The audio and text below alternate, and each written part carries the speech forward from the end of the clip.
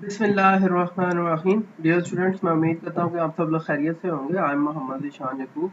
आज हम अपने इलेक्ट्रिसिटी एंड मैग्नेटिज्म 2 के कोर्स का नेक्स्ट लेक्चर स्टडी कर रहे हैं, that is the RLC series circuit. इस आरएलसी सीरीज सर्किट के अंदर हम स्टडी करेंगे कि किस तरह से रेजिस्टेंस, इंडक्टर एंड कैपेसिटर को अगर सीरीज कॉम्बिनेशन में लगाया जाए तो वो किस तरह से उसके करंट, उसकी इम्पीडेंस, उसके फेजर्स बिहेव करते हैं।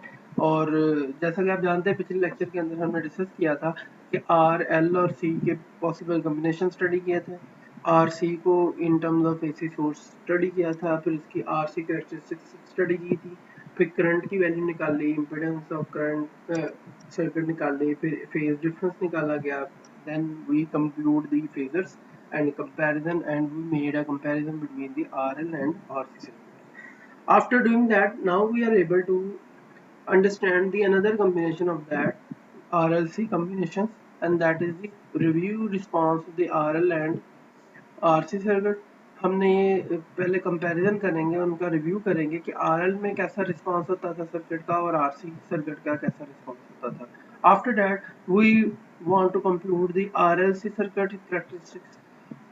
उसके बाद हम करंट के बारे में बात करेंगे कि आरएलसी सीरीज सर्किट के अंदर अगर हम रेजिस्टेंस, इंडक्टर और कैपेसिटर को सीरीज में लगा दें तो करंट कैसे होगा, इम्पीडेंस कैसे होगी सर्किट की, फेज डिफरेंस कैसे निकाला जा सकता है, फेजर्स कैसे निकाले जा सकते हैं।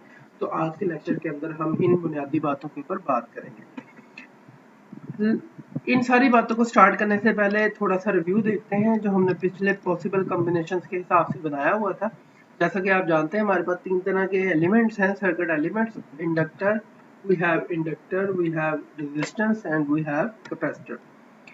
सो we have two combination scheme हमने पढ़ी है, जिसके अंदर हम दो दो के कॉम्बिनेशन बनाते थे, आरएल सर्किट और फिर आरसी सर्किट बनाते थे। ये इतना हिस्सा हम कवर कर चुके हैं अपने लेक्चर्स का। Now we are going towards the three combination scheme. हाँ, ये तीन कॉम्बिनेशन की स्कीम है जिसके अंदर इंडक्टर, रेजिस्टेंस और कैपेसिटर जो है वो ऐड किया जा सकता है, और इसको हम देखते हैं कि इसको हम आरएलसी सर्किट का नाम दिया जाएगा। इनके अंदर तीनों के तीनों कॉम्बिनेशन जो है वो इस्तेमाल किए जा रहे हैं और आरएल सर्किट है। आरएल सर्किट की फर्दर जो है वो दो कॉन्फ़िगरेशन है हमारे पास। एक है सीरीज कॉम्बिनेशन है और एक आपके पास क्या है, पैरेलल कॉम्बिनेशन। तो आज के लेक्चर के अंदर हम अपनी पहली कॉन्फ़िगरेशन की बात करेंगे, that is called the series configuration या सीरीज कॉम्बिनेशन। अगर रेजिस्टेंस, इंडक्टर और कैपेसिटर तीनों को अगर हम सीरीज में लगा दें तो उसका रिस्पांस कैसा होगा। आजकल बेसिक लेक्चर जो है वो इन बातों के ऊपर मुश्तमिल है। इन तीनों को इकट्ठा करने से पहले हम अपने आरएल और आरसी सर्किट की कैरेक्टरिस्टिक्स को स्टडी करने की कोशिश करते हैं। अगर इंडिविजुअली देखा जाए तो हमने पढ़ा था, अगर रेजिस्टर हो इसी सोर्स के साथ तो उसका करंट जो होता है वो बगैर किसी फेज डिफरेंस के पाया जाता है। जैसा कि आप जान सकते हैं, इनपुट अगर वी नॉट, ड्राइविंग वोल्टेज अगर V naught sine omega T है तो आई आर जो है I naught sine omega T होगा। Similarly if we have inductance, inductor जो है अगर वो लगा हुआ है सिंपल, तो इसका मतलब हमारे पास जो करंट होगा इट कुड बी, इंडक्टर्स के अंदर वोल्टेज लीड करते हैं और करंट लैग करता है, तो there is a lag of phase difference -π/2, आप देख सकते हैं इजीली। कैपेसिटर है, कैपेसिटर के अंदर करंट जो है वो लीड कर रहा होता है और वोल्टेज लैग कर रहे होते हैं। So it's a very simple thing कि यहाँ पे अब आपका जो करंट है वो +π/2 से आगे है और वोल्टेज -π/2 से पीछे। इन्हीं चीज़ों को हम मैथमेटिक्स के करने के बाद फेजर्स की मदद से भी स्टडी कर सकते थे। फेजर्स जो है वो ये है आपके सामने, दो both current and the voltage are taken as a vector and this is called the phasors, and the phasors are overlapping to each other, then it's mean they have no phase difference. For the case of inductor, we have a phase difference between voltage phasor and current phasor. Voltage phasor is flowing or rotating with the +90 degree as compared to the current. Similarly, for the case of capacitor, the voltage are lagging behind the current with the phase difference of 90 degree और π/2 radian. तो इसका मतलब individually तौर पे resistance, capacitor और inductor के साथ हमने यूं प्ले किया था। हमने फिर अपने नेक्स्ट लेक्चर के अंदर ये स्टडी किया कि अगर हम रेजिस्टेंस और इंडक्टर को मिला दें तो तब क्या होगा, और अगर रेजिस्टेंस और कैपेसिटर को मिला दें तब क्या होगा। तो हमने अपने जो दूसरे दो लेक्चर थे उसके अंदर देखा, अगर रेजिस्टेंस और इंडक्टर को मिलाया जाता है तो फिर आपके पास जो है वो करंट बनता है हमारे पास, वो कोई ना कोई फेज डिफरेंस के साथ होता है। Similarly for the case of R and C, तो हमारे पास कोई भी जो वैल्यू बनती है उसके अंदर आपके पास करंट जो है वो cos omega T plus phi के फॉर्म में आता है। इन सारी बातों को अगर गौर किया जाए तो आप देख सकते हैं रेजिस्टेंस जो है वो ऐसे फेजेस रखता था जिसके अंदर कोई फेज डिफरेंस नहीं था, और इंडक्टर ऐसा फेजर रखते थे जिसके अंदर जो फेज डिफरेंस था वो पाई बाई 2 का था, और इसके अंदर वोल्टेज जो है वो क्या करते हैं जी, लीड करते हैं। तो आप इस सर्किट के अंदर एक एक सिंपल बिहेवियर देख सकते हैं, वो ये है कि जो इंडक्टर होगा इस सर्किट के लिहाज से वो डोमिनेंट होगा, क्योंकि इसके अंदर सिर्फ इंडक्टर है और फेज डिफरेंस रेजिस्टेंस की तरफ से किसी किस्म का नहीं भेजा जा रहा। तो इसका मतलब ये होगा कि ज्यादातर जो फेज डिफरेंस आएगा उसकी मैक्सिमम कंट्रीब्यूशन जो है वो इंडक्टर की तरफ से है, ना कि रेजिस्टर की तरफ से। सो इसी वजह से आप देख सकते हैं कि इंडक्टर का जो वोल्टेजेस है या वोल्टेज के लिहाज से जो है वो करंट है तो वो प्लस पाई बाय 2 के हिसाब से होगा। So it's mean it could be lagging होनी चाहिए इसके अंदर। और सिमिलरली फॉर दिस केस जब आप आरसी सर्किट पढ़ेंगे तो आरसी सर्किट के अंदर कैपेसिटर एक ऐसा एलिमेंट है जो अपना अहम किरदार अदा करेगा और डोमिनेंट बिहेवियर शो करेगा, क्योंकि कैपेसिटर के अंदर करंट जो है वो लीड करता है। तो आप इस डेफिनेशन से देख सकते हैं कि यहाँ पे करंट जो है वो वाज़ेह तौर पे लीड करता हुआ नजर आ रहा है। ठीक है, so we have a very basic voltage diagram, voltage triangle जिसको कहा जाता है। आप देख सकते हैं ये फेजेस की बनी हुई है, ये रेजिस्टेंस के वोल्टेज रेफरेंस के तौर पे ले लिए गए और इंडक्टर के वोल्टेज जो है वो लीड करते हैं 90 डिग्री के हिसाब से या पाई बाय 2 फेज डिफरेंस के हिसाब से। सो VL और VR जो है वो आपस में 90 डिग्री के ऊपर है। हमने इनको लास्ट लेक्चर के अंदर जो है वो रिजल्टेंट इंपीडेंस निकालने के लिए कंप्यूट किया था, तो हमारे पास ये इक्वेशन बन गई थी। Similarly for this case we have lagging voltages. So lagging voltages की वजह से हमारे पास जो टोटल फेज डिफरेंस बन रहा है यहाँ पे वो फाई का बन रहा है, जिसके अंदर वोल्टेज लैग कर रहे हैं, करंट जो है वो लीड करता हुआ नजर आ रहा है। तो इस तरह से हमने अपने पिछले लेक्चर के अंदर ये सारी बातें कंप्यूट की थी। आज के लेक्चर के अंदर हम ये पढ़ना चाहते हैं कि अगर हम इन दोनों को मिला दें तो उसके साथ हमारे पास करंट कैसा होगा, इम्पीडेंस कैसी होगी और वोल्टेज फेजेस कैसे होंगे। एक तो बड़ी कॉमन सेंस की बात ये है कि ये आर और ये आर कॉमन रहेगा, एक ये VL हो जाएगा और ये VC हो जाएगा और ये अपवर्ड और एक डाउनवर्ड चले जाएंगे। ठीक है, तो आइए देखें किस तरह से हम इसके सारे सोल्यूशन को कंप्यूट कर सकते हैं और किस तरह से हम इनको अपने हिसाब से कैलकुलेट किया जा सकता है।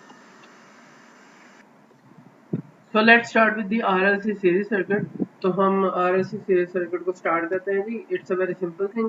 RLC series circuit जो है वो consider construction of a AC source लेना है हमने, capacitor, inductor and the resistor। आप देख सकते हैं resistance हो गया, inductor हो गया, capacitor जो है वो तीनों सीरीज में लगाए गए हैं और जो इनपुट वोल्टेज या ड्राइविंग वोल्टेज इनको दिया गया है that is taken as VT is equal to V naught sin omega t है और उस हिसाब से हम इसके ड्राइविंग वोल्टेजेस ले रहे हैं। सारी बात है जब we have instantaneously drop voltage across resistor, inductor and capacitor, so that's why we have taken as VR instantaneous voltage across resistance होंगे, इंडक्टर के क्रॉस जो है वो VL अपना वोल्टेज ड्रॉप है instantaneously and the VC is the instantaneous voltage across the capacitor। Instantaneous voltage से मुराद है ये वो वोल्टेजेस होंगे जो टाइम डिपेंडेंट होंगे और उस हिसाब से हम इसको लेना चाहते हैं। इस पूरे सर्किट के लिए हम निकालना क्या चाहते हैं, हम इसके अंदर तीन चीजों को मैक्सिममली फाइंड आउट करने की कोशिश करेंगे। Current flowing through the circuit, क्योंकि ये एक सीरीज सर्किट है तो इसका जो नेट करंट है वो किस तरह से फ्लो कर रहा है इसके अंदर, उसकी मैग्नीट्यूड को निकाला जाएगा। After that phase difference compute किया जाएगा। आइदर जो ड्राइविंग वोल्टेज है और जो करंट फ्लो कर रहा है सर्किट के अंदर, इनके दरमियान कोई फेज डिफरेंस पाया जा रहा है या नहीं पाया जा रहा है, इसको स्टडी करेंगे।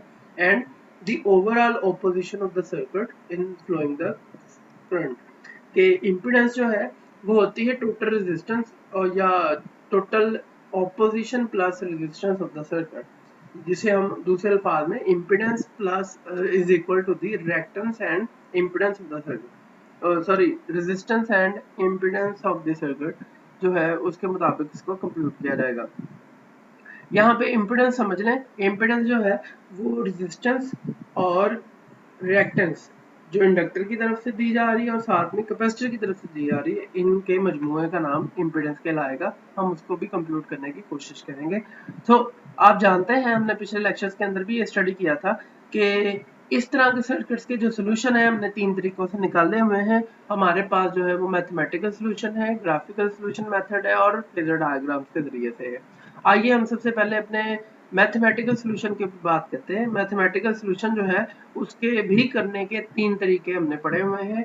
हमने इसके मुताबिक अव्वल तो हमने 2 तरीकों के ऊपर भी बात की है, तीसरा जो तरीका है हमने वो भी स्टडी किया था, किया जा सकता है। जो सबसे पहला मेथड है वो बहुत आसान है, it is called the trigonometric approach, जिसके अंदर हम ट्रिग्नोमेट्रिक आइडेंटिटीज लगाते हैं और अपने करंट को सॉल्व कर सकते हैं। दूसरा तरीका जो है that is the differential analysis या फिर डिफरेंशियल मेथड अप्रोच, जिसके अंदर हम डिफरेंशियल इक्वेशंस बना के और उसको सॉल्व किया जाता है। तीसरा वो मेथड है जो हमने अभी तक डिस्कस ही नहीं किया, ना ही पढ़ा है, but it is very simple, but हमारे कोर्स के हिस्सा नहीं था तो इसलिए हम इसको स्किप कर दिया। That is related to the complex analysis, और उसके अंदर हम एक साइन या कॉज को in terms of exponent imaginary part के हिसाब से लिखते हैं, जिसका आपने सुना होगा ऑयलर आइडेंटिटीज के हिसाब से, तो उस तरह से किया जा सकता है, तो वो काम और आसान हो सकता है। तो उस हवाले से देखा जाए तो हम अपने इस लेक्चर के अंदर सिर्फ 2 मेथड्स के ऊपर फोकस करें, that is the first method is trigonometric approach और trigonometric analysis. So let's start with that.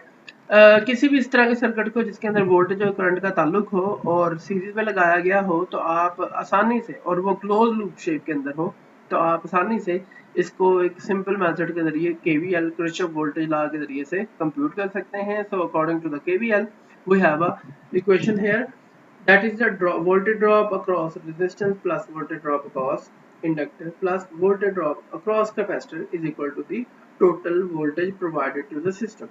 ये अप्लाइड वोल्टेजेस हैं और ये कंज्यूम्ड वोल्टेजेस हैं, इनका सम हमेशा बराबर होना चाहिए किसी भी क्लोज लूप के अंदर। ये केवीएल किरचॉफ वोल्टेज लॉ कहलाता है। हमने इसके मदद से ये सबसे पहला काम किया। दूसरा काम ये है कि आपको पता होना चाहिए कि वी आर, वी एल और वी सी जो है इसके रिलेशंस क्या है। जिस तरह हमने पहले पिछली स्लाइड्स के अंदर देखा था कि वी आर, वी एल और वी सी जो है, V R stand for I R, similarly V L stand for the I L and इसकी रेजिस्टेंस, और इसकी रेजिस्टेंस हमने पढ़ी हुई है रिएक्टेंस की फॉर्म में होती थी, तो it is called as XL. इसकी रेजिस्टेंस जो है वो हमारे पास आएगी XC की फॉर्म में। So we have here by putting the values we get IR R plus IL XL plus IC XC is equal to V naught sin omega t। हमने just इसके ऊपर सिंपल ओम लॉ फॉर्म अप्लाई करना शुरू कर दी। हमें IR का पता होना चाहिए, IL की वैल्यूज को और IC की वैल्यूज का पता होना चाहिए।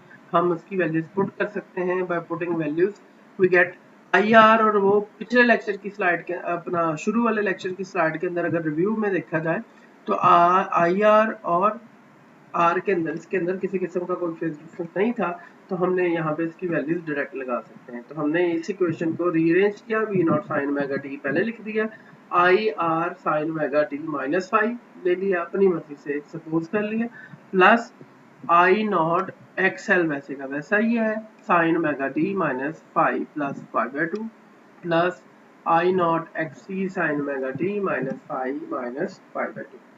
ठीक है जी, ये आपकी इक्वेशन नंबर 3 होगी। इस इक्वेशन को हम फर्दर रीअरेंज कर सकते हैं किस लिहाज से, आपके पास ये I नॉट और I नॉट इस साइड पे कॉमन है, आप कॉमन लिया जा सकता है। कॉमन लेने के बाद ये वाला हिस्सा और ये वाला हिस्सा दोनों किस में कन्वर्ट हो रहे हैं जी, कॉस के अंदर कन्वर्ट हो रहे हैं, ये भी लिखा जा सकता है। इसकी कन्वर्जन के मेथड के अंदर ये कन्वर्ट हो जाता है माइनस की फॉर्म में, ये होता है प्लस की फॉर्म में। So we can write the equation as V naught sin omega t is equal to I naught R sin omega t plus I naught XL minus XC cos omega t minus 5।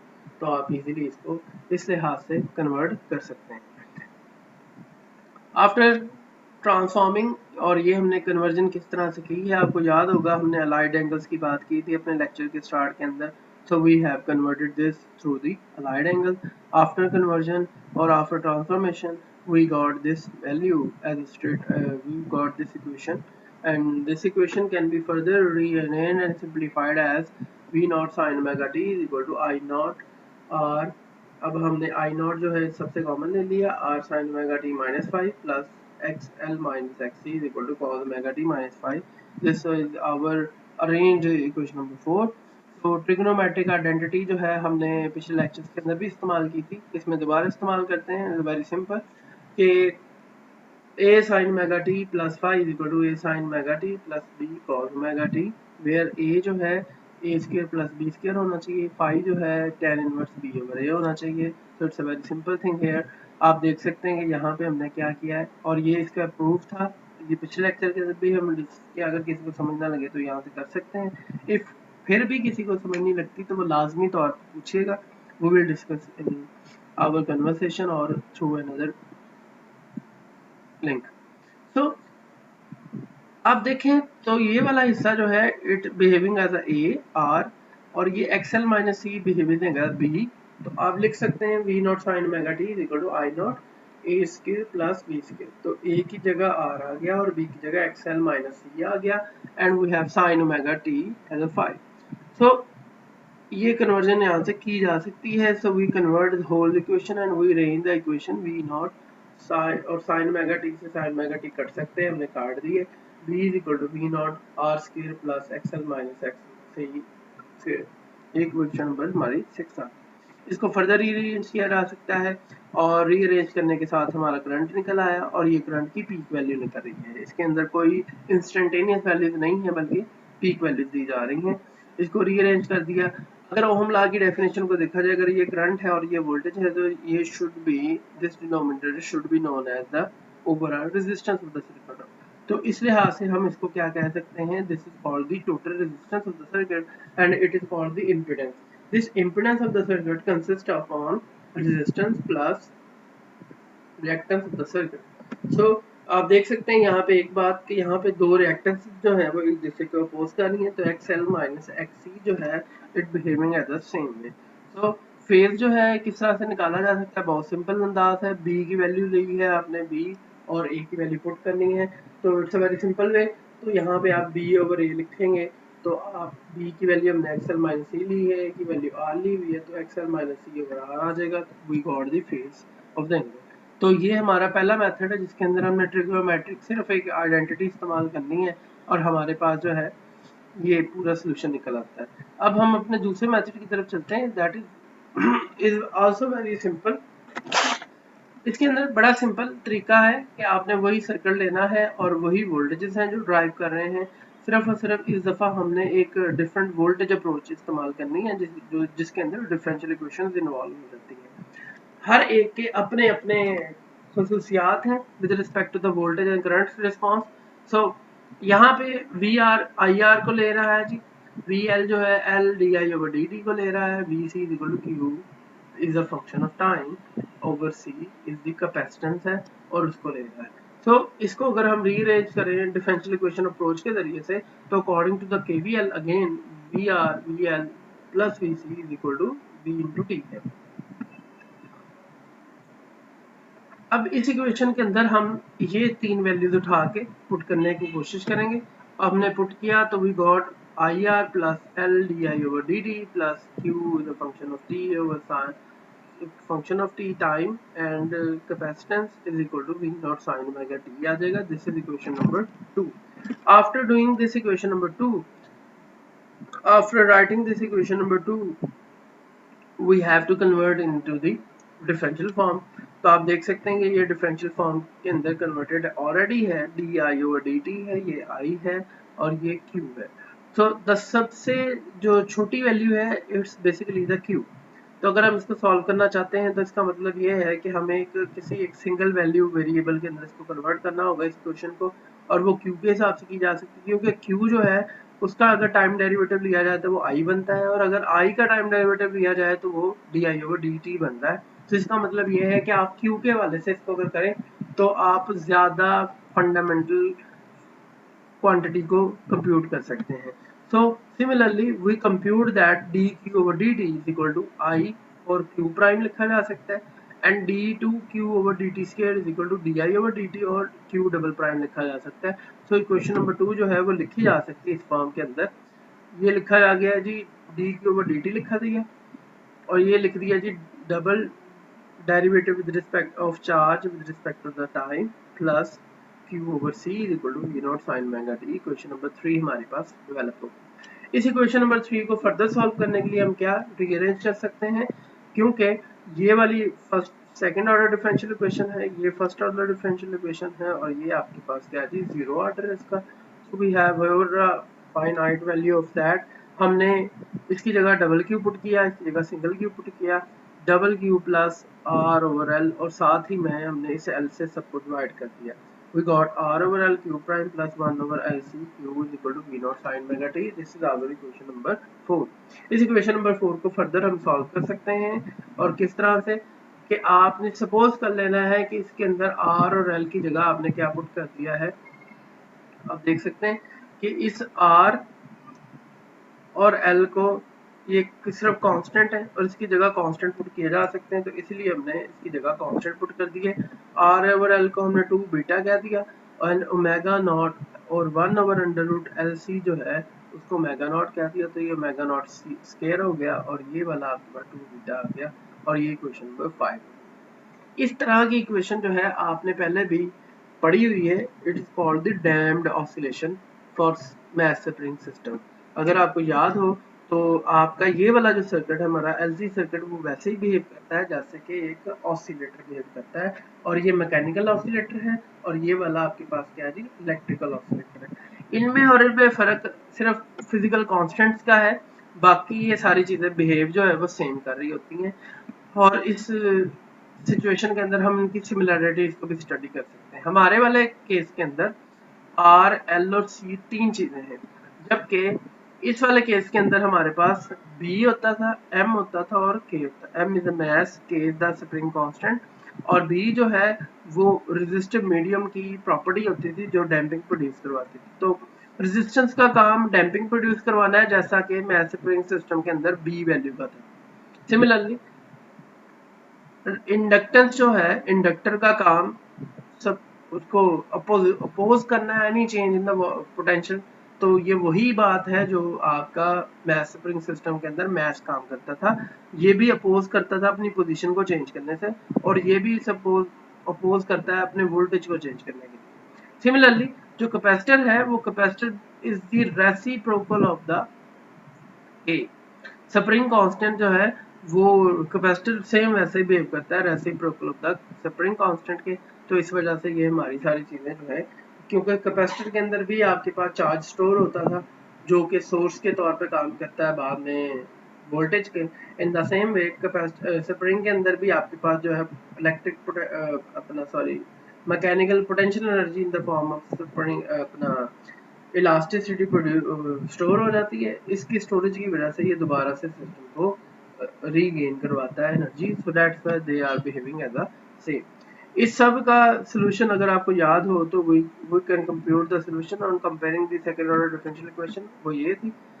यहाँ पे again आप यही काम कर सकते हैं कि आप इस क्यू फैक्टर इंटीग्रेशन फैक्टर लें और इनको पूरे इक्वेशन के साथ मल्टीप्लाई कर दें और उससे ये इक्वेशन सॉल्व की जा सकती है। एक तरीकाकार ये है। दूसरा तरीकाकार ये है कि आप कोई भी एक्सपेरिमेंट सॉल्यूशन सपोज कर लें और उसकी वैल्यूज यहाँ पे पुट कर दें और आप देख सकते हैं यहाँ से आपके पास क्या जी वैल्यूज निकल आएंगी। ठीक है। फिर भी अगर आप इसके सॉल्यूशन को चाहते हैं तो आपके साथ इसी के साथ मैंने सपोर्टिंग मटेरियल जो है वो ऐड किया हुआ है आपके पोर्टल के ऊपर, वहाँ से देखिएगा, आपको वहाँ से सारा सॉल्यूशन मिल जाएगा। फिर भी कोई मसला हुआ तो मुझे बताइएगा कि आपको फिर इसके मुताबिक प्रॉपर सॉल्यूशन मिल जाएगा। अगर आप फर्दर देखना चाहते हैं तो आपने ये काम अपने गालबन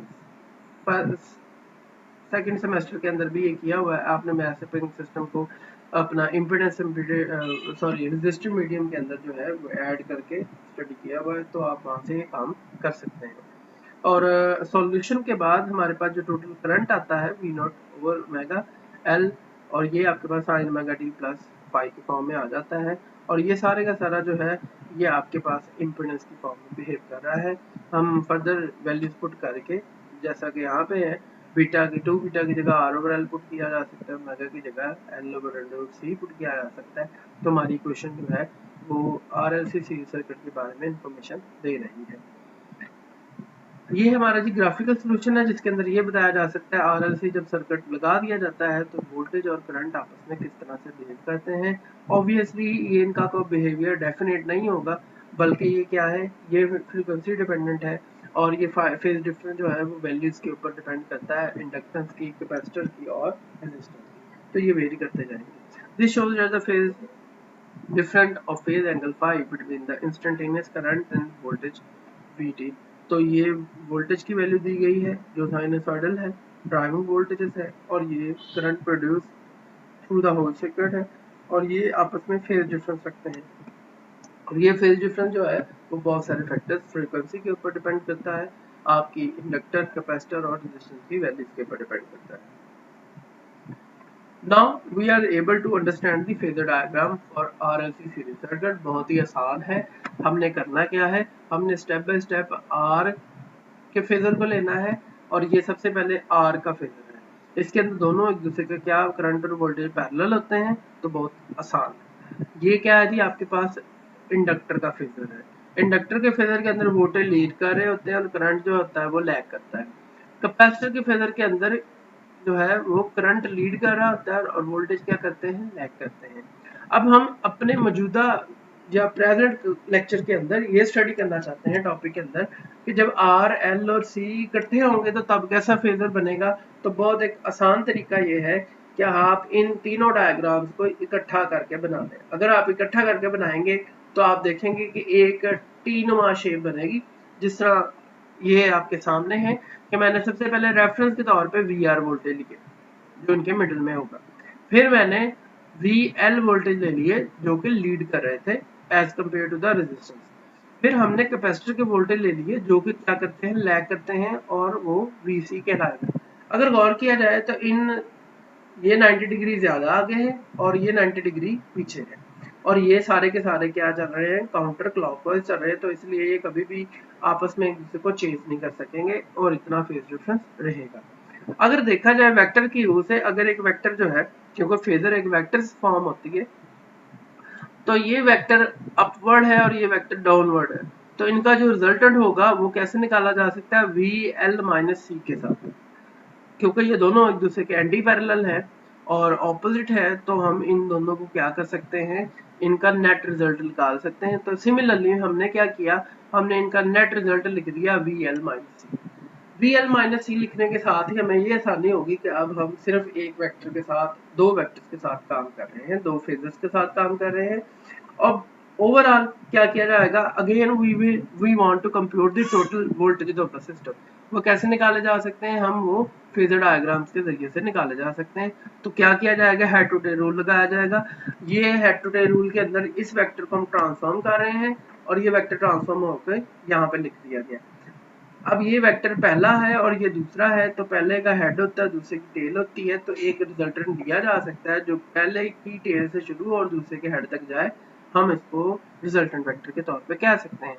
और इसके दरमियान कितना एंगल बनता है, suppose we have angle of phase phi, तो ये इसके दरमियान फेज फाई बन रहा है, और ये आपके पास V जो है वो IZ कह दिया, टोटल करंट है, और ये Z is called total impedance of the circuit है।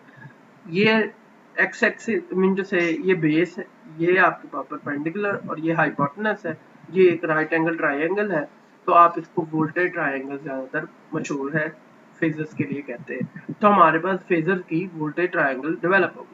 पैथागोरस थ्योरम जो है उसको, पैथागोरस थ्योरम अप्लाई करने के साथ ही हम क्या कर सकते हैं, हमें अननोन वैल्यूज को निकाल सकते हैं। तो हमने क्या किया, हमने पैथागोरस थ्योरम अप्लाई किया and we got that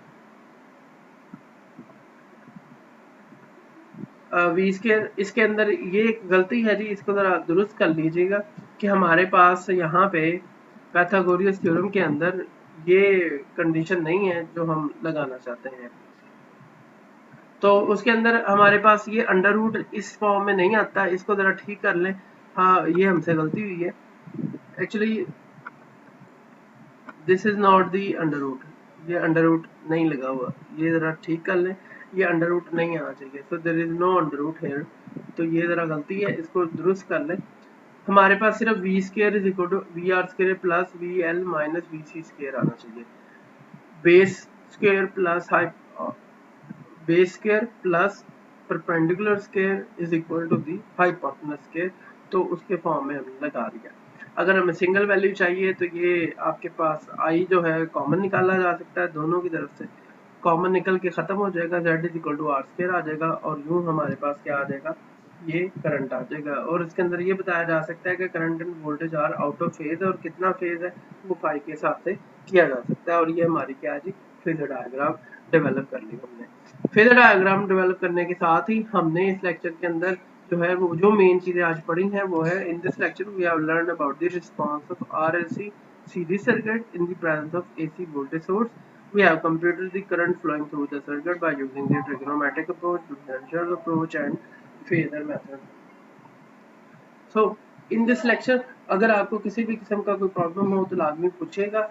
in the next lecture we will talk about the RLC parallel circuit. हम अपने कॉम्बिनेशंस को पैरेलल फॉर्म में लगाएंगे और फिर देखेंगे कि किस तरह से आरएलसी पैरेलल सर्किट जो है वो डेवलप किया जा सकता है।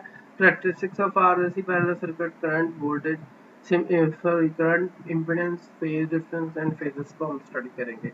इस लेक्चर के अंदर किसी भी किस्म के कोई क्वेश्चन हो, आपका कोई इशू हो, डिस्कशन करना चाहते हो, तो we are welcome in our interactive session.